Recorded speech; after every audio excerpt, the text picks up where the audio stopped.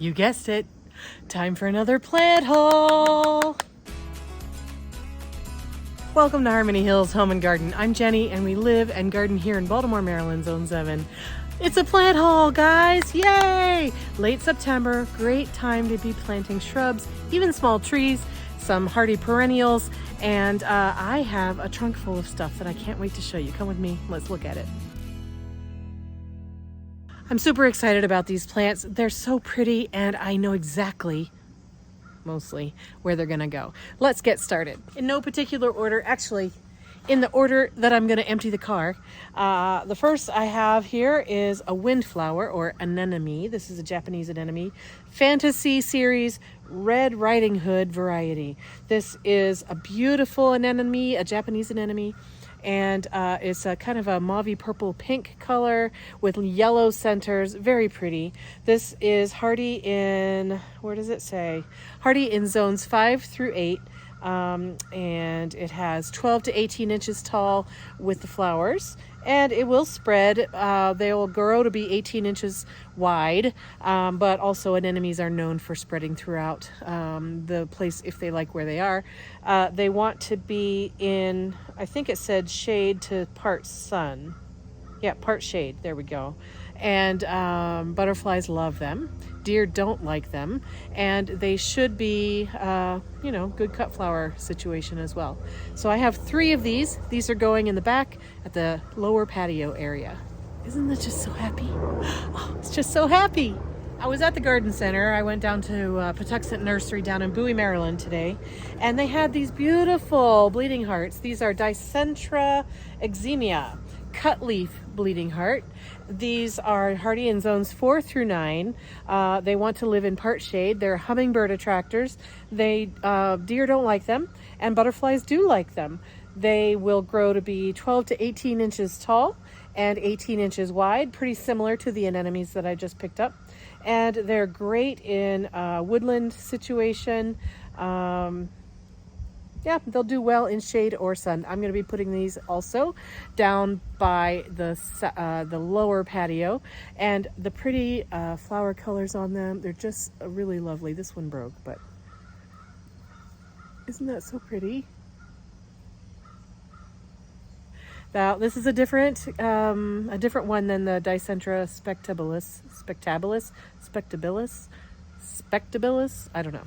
Anyway, these are the exemia ones, or the cut leaf ones, and they're very ferny, frondy, frothy situation. And the color of the flowers is really close to the color of the anemones, so I'm gonna not plant them right beside each other, but it'll be a nice echo of the same green with this pink color spread throughout that garden area. I brought 3 of these and 3 of the anemones. I think the next thing I'll show you are the little steppables that I got. This is a sedum. It's called Wildfire. Actually, the tag doesn't say much, except that it cost me $7. It's a pretty green with peachy, rosy colors around the edges, and it's a low-growing one. So I'm going to be planting this and this Hens and Chicks. This is the oddity variety of Hens and Chicks. And this Hens and Chicks, this is the green wheel variety of Hens and Chicks. All 3 of these low-growing succulent types are going to be planted in and around the rock steps down at the lower patio. I keep trying to call it the south patio, which I suppose technically it is a little bit more south than the other one, but upper and lower patios. So these all 3 will go on the steps in and around the rocks around the steps of the lower patio. Let's see if I can tell you about these. This oddity Hens and Chicks are hardy in zones 3 through 9. They want to be in full sun. That's not going to be full sun, so I'm not sure how they'll do. They don't want to be wet during the winter, or really even during the summer, so I'm hoping that that area doesn't stay too wet in the rocks around the steps. The foliage says lime green foliage is 6 to 10 inches tall. I don't know about that. And the leaves have a burgundy margin, a little bit of burgundy on there, I suppose. Pink flowers occasionally in the summer, plant 12 inches apart. So these are Hens and Chicks, so you can separate the little babies off of the mamas and spread them around your garden that way. Okay, this is the green wheel Hens and Chicks.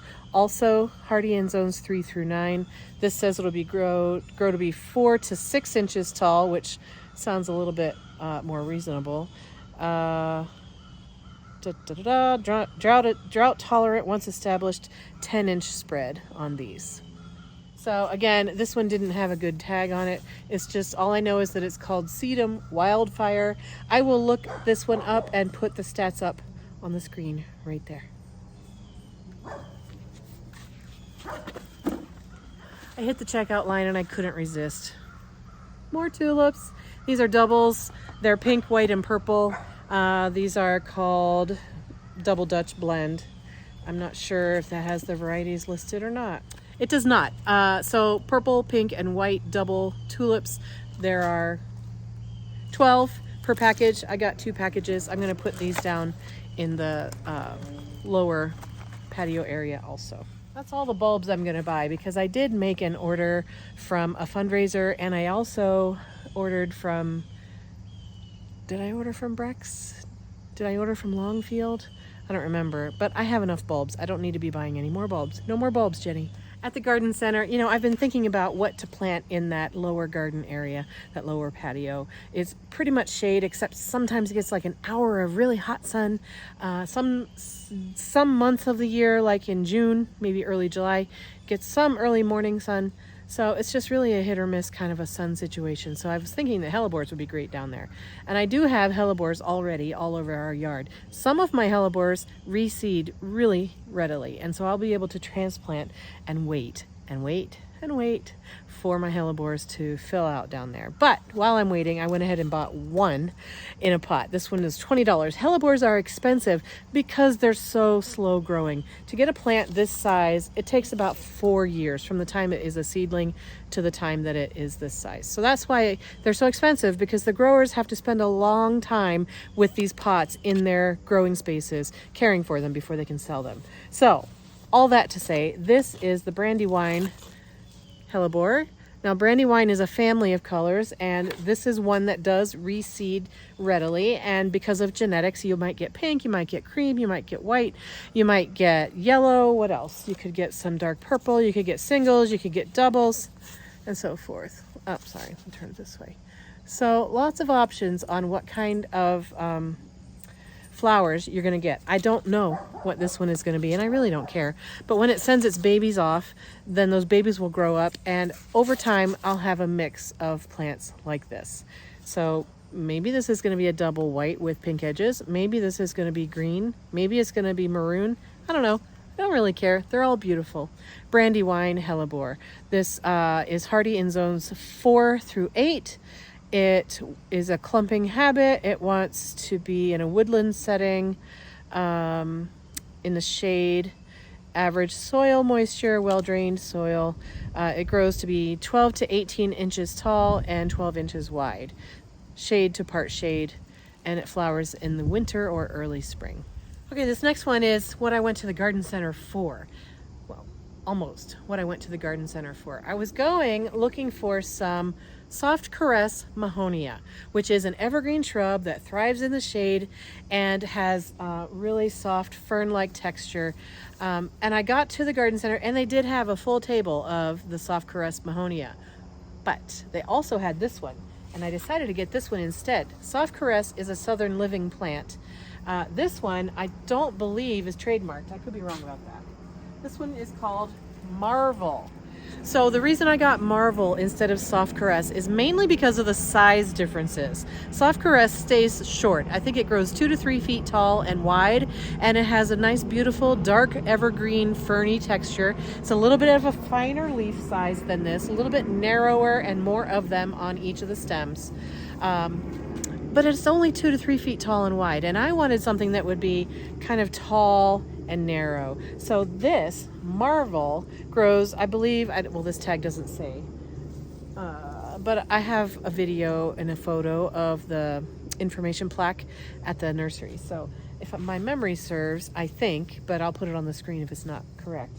I think this one grows to be 5 to 6 feet tall, 3 to 4 feet wide. So that's perfect for the spot that I have in mind for these, down at the lower patio up against the fence, between the patio and the fence, to kind of provide some coziness all season long, all winter, all summer.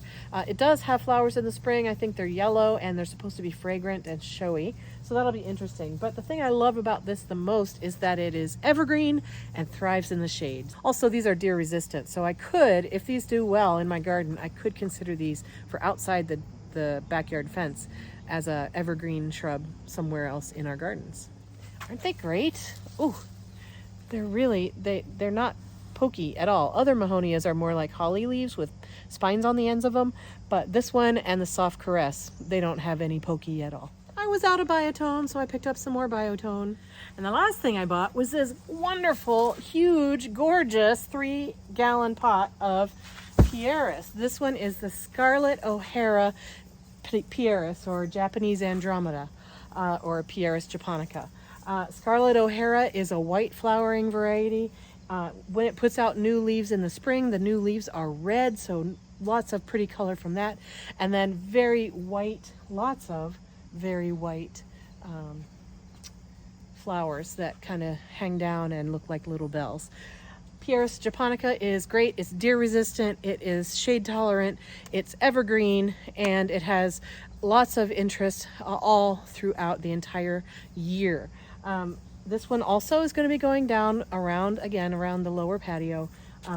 And over time, I'm hoping to put a lot more Pieris in my garden of the different varieties. Currently, I have one Katsura one, and I almost got Katsura instead of Scarlet O'Hara, but I decided, let me branch out and have a little bit of variety. Scarlet O'Hara, great shrub, great specimen, I think. Yay. Okay, and that does it for the things that I purchased at the garden center, but you're seeing all kinds of stuff in the back of my car. What is this, you might ask? Well, I have a friend who has a weeping willow tree. Actually, she has 2 weeping willow trees, and she and I were chatting recently, and she was talking about how hard it is for her to put the weeping willow branches that she trims off her trees into their yard waste recycling pickup at the street. So I said to her, hey, if you ever have willow branches that you want to get rid of, call me, because I would love to have some willow branches to try to do some crafting or some, old-fashioned hand-woven willow garden ornaments. So, look what I got.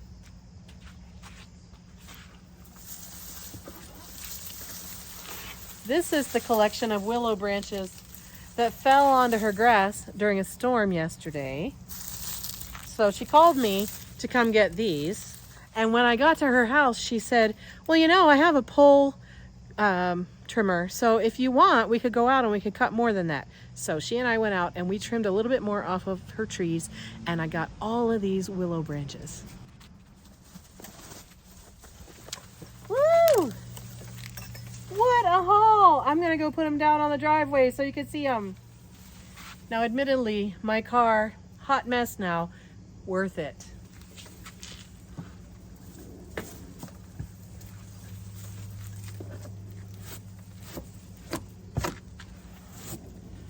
I'll vacuum this up later. Also, a grasshopper was in these branches and came for a ride with me from Pasadena down to Bowie, Maryland. That was a nice surprise to find on my windshield as I was driving along the interstate. Woohoo! Oh gosh, these are long. They are super bendy, supple, awesome. Tangling around my feet, that's how long they are. Oh, these are great. I can't wait. Look at this awesome pile of willow branches. Woo! Oh, so much potential there. I'm gonna try to do some woven garden accessories, garden arches, maybe some tours.